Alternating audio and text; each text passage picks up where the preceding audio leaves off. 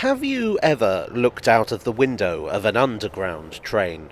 Well, if you're one of my viewers from outside London, the answer is probably no, and in general it's a bit of a strange question to ask. But let's say you have been on a London Underground train, and when it was in the tunnel you happened to look out of the window. Along the tunnel walls you will have seen a lot of cables. These mostly carry power for signalling and other such machinery. Don't ask me what each individual cable does, because I honestly don't know. I'm just some nerd on YouTube. But that's okay, because I only want to talk about two of these wires today. You see, what you used to see is a couple of exposed and apparently uninsulated wires.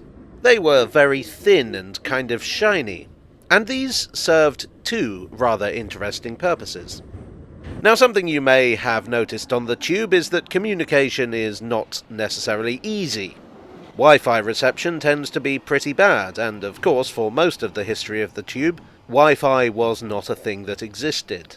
I guess in the early days of the tube, the nearest equivalent to broadband would be a telegram boy who could run really fast. But on any railway, communication is key. Trains need to communicate with each other and with the signal box. The simplest way is via signals, of course.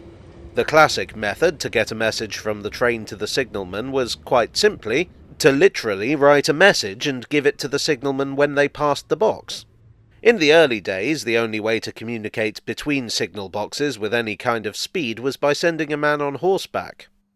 Later, a form of telegraph was devised, and in fact was still in use on British railways into the 1940s. But the arrival of the telephone was what really changed the game. The London Underground embraced the concept of telephones early on, and that's what those wires were for. They were at a convenient distance from the driver's cab window. What happened was, the driver had a telephone receiver that they could attach to those wires, which enabled them to contact the control room. If they were stopped unexpectedly, they could find out what was going on. On the other hand, if the driver knew something that the signaller didn't, say a breakdown or something on the track, they could communicate that with control. The telephone wires were first installed in 1900 on the City and South London Railway.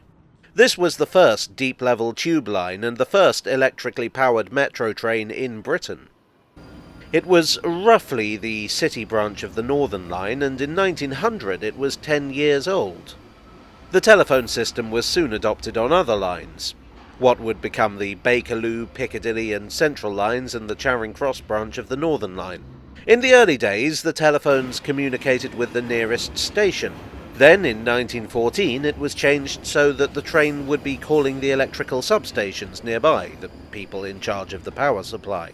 Whether calling the station or the substation, the message would then have to be relayed to the control room for dissemination elsewhere. It wasn't until the 1940s that direct communication between trains and control was brought in. This was known as DRICO, short for driver to control. The wires also served another purpose, the one I alluded to in the title of this video. You see, if brought together, they caused a short circuit. This cut the current to the track and thus stopped all trains, for a period of 7 minutes. In the early days, the telephone receiver would cause that short.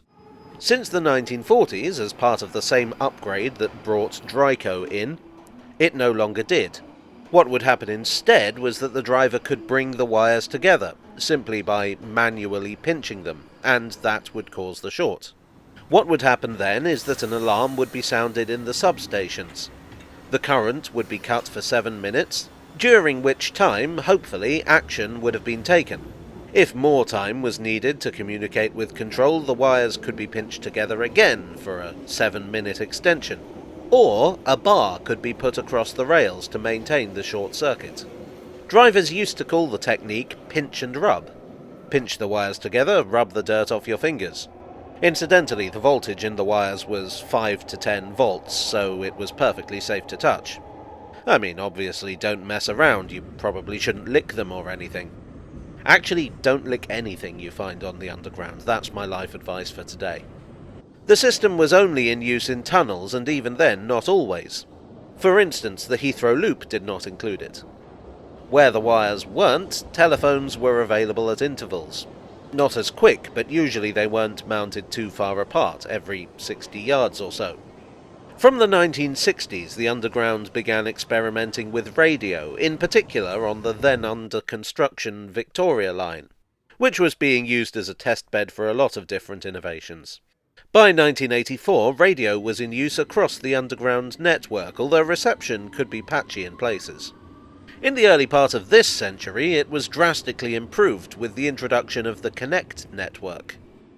This meant that the telephone handsets were obsolete. The wires stayed in place as an emergency cut-off, but in 2017 a memo was put around that the system would be taken out of use. With the radio, it was better to just contact Control, who could cut the current off for as long as was needed, 7 minutes or otherwise. Besides, by this time, deliberately cutting the current this way was so rare that the time between usage could be measured in years. On the other hand, accidentally cutting the current due to a loose wire or a mistake during maintenance was far more common. So, as of 2017, the wires have been slowly disappearing, either being removed at engineering works or simply vanishing into the grime. Well, I hope you enjoyed this shiny tale from the tube. If so, please do leave a like and consider subscribing for more. I would like as ever to thank my donors on Ko-fi and Patreon and here on YouTube for your generous support. You are the alarm to my substation. And I'll see you all again very soon for another Tale from the Tube.